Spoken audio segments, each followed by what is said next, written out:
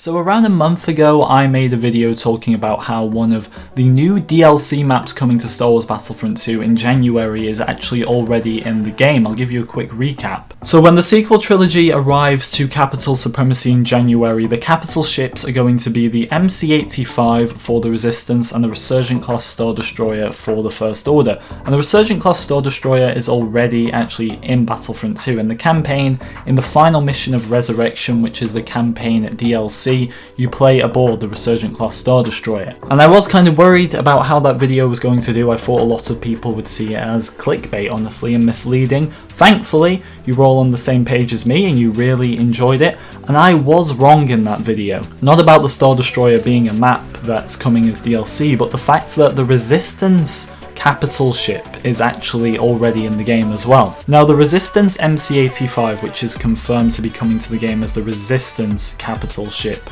was a Mon Calamari ship, and this is actually playable in the first mission of the campaign. So the first mission and the last mission offer both DLC maps. Now there is a slight thing that I just want to get out of the way. Technically, the map in the campaign, it's named the Invincible Faith, that is the name of this ship, and it's an MC-80, and the ship that we've got confirmed is an MC-85. They are the same model, and there will be very minor differences between the two, so you might as well call them the same ship. They will have very, very similar interiors, if not identical. The differences will be very hard to notice, I'll put it that way. We're not talking about a big difference here like between a Republic Venator and then an Imperial Star Destroyer. These are the same model ship, just a very, very slight difference. So it might be things such as colours that could be different. It might be corridors might be wider or thinner, or it could be absolutely nothing. But for 99.9% of this, they will be using the same map. Obviously, just like the Resurgent Class Star Destroyer, they'll probably expand onto the map, as there's going to be like 40 players playing on this, and we're going to need wider areas and places. But this is the ship that is going to be the Resistance's capital ship, and my oh my do I prefer this one straight away. It's got those original trilogy vibes to it, but at the same time it's going to have sequel things put in here and there that I'm really looking forward to.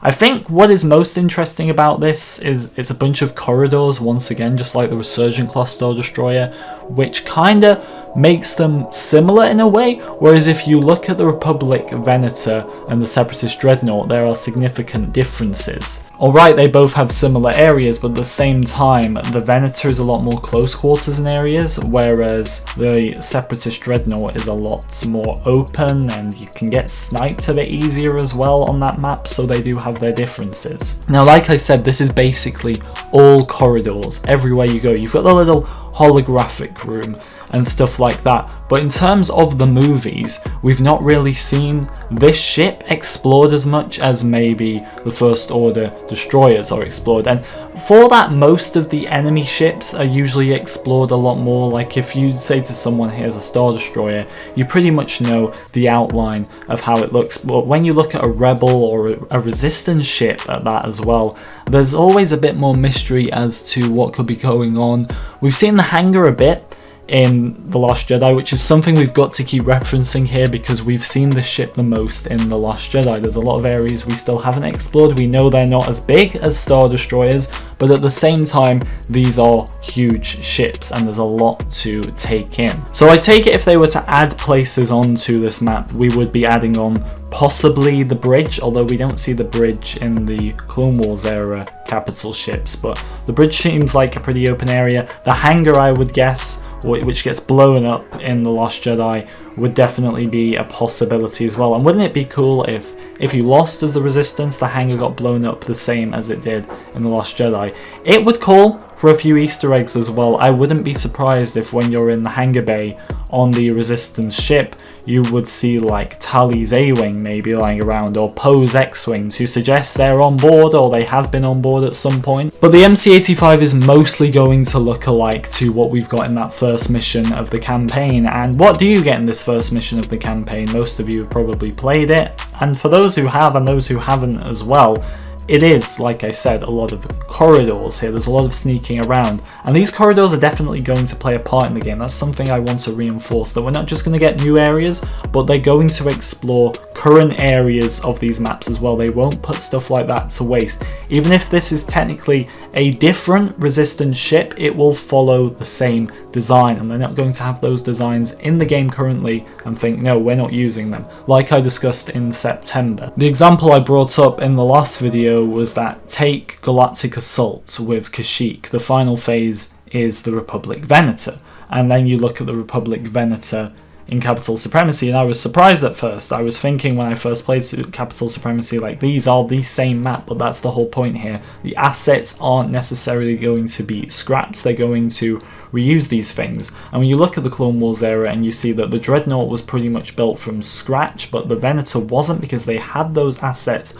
lying around, it pretty much does prove the point that when it comes to this era, the sequel era, the MC and the Resurgent Class Star Destroyer are going to be built up from the assets they've already got in the game, which I think is really cool, and it does kind of go along with that concept of adding content from the already existing campaign into the multiplayer, which is something I really want. If certain OT maps and sequel maps don't work for Capital Supremacy as well that are currently in the multiplayer, so like people have questioned whether Starkiller Base and especially Crate will work for Capital Supremacy, I would be fully open to seeing like Vardos after the Imperials have kind of been driven off the planet after Operation Cinder, and you see it in the Resurrection missions. I'd be totally fine with something like that. For the original trilogy era, when that comes to Capital Supremacy as well, seeing like Pilio return or Vardos, like when the Empire are actually on there, would be pretty cool as well. But staying on the original point of this video, the Resistance MC-85 is coming to the game, the Resurgent Class Star Destroyer is coming to the game this month, in January. It's very exciting. Both of these maps already exist. We know we're going to be getting Agent Kloss and Jakku as well for Capital Supremacy, so a lot of already existing assets for Capital Supremacy, but I wouldn't be surprised if we get loads of new assets as well with new areas of these maps. Like I said, we're going to end it there, everyone. Let me know which of these two maps you are personally most excited for. I'm going to stick with the Resurgent Class Star Destroyer for the First Order. I think overall that design is just more appealing to me, and like I discussed in the last video, that red, blue and white lighting pattern that they constantly use on that particular map is something I'm very fond of, and I don't know, lighting just kind of does it for me sometimes. The Resistance ship is a bit dead looking, a bit standard. When you think of what are your favourite ships from the original trilogy specifically, apart from the Falcon maybe, you're thinking of the big Imperial cruisers, not the Resistance cruisers, which are a bit less entertaining and not as beautiful to look at, let's be honest. And a big question I wanted to pose here is when Capital Supremacy comes to the original trilogy era, and I say when because they're not going to miss out the most important era. There's been teasers everywhere, and of course there's an empty slot when you search for Capital Supremacy for the originals. But when that happens, are the Resistance and the Rebel Alliance going to have the same capital ships? Because we know there's pretty much no differences. They didn't really modify these ships. Whereas when you look at the Empire and the First Order, okay, their Star Destroyers kind of look the same on the outside apart from a few differences, but in the inside they are totally different. Lighting, the overall design, everything like that is so different. So we know the First Order and the Empire will get different capital ships, but where do they stand on the Resistance and the Rebel Alliance getting the same or different capital ships? Maybe there won't be much in it. Only time will tell. I thought that was a very, very interesting point to bring up as well. Please let me know your thoughts on that one. But thank you very much for watching, everyone. Be sure to like and subscribe if you enjoyed. I really would appreciate it, and bring on these maps, honestly. I honestly cannot wait to get a bit more variety in Capital Supremacy. Maybe it's going to bring me back to the mode, because admittedly Clone Wars has gone a little stale for me, and while I love Felucia, it's very laggy and I can't play it most of the time without it just chopping all the time and stuttering. Unless you're on PC, we don't get so lucky with that on Xbox and PS4. Thank you so much for watching, guys. I do hope you enjoyed, and I shall see you all next time.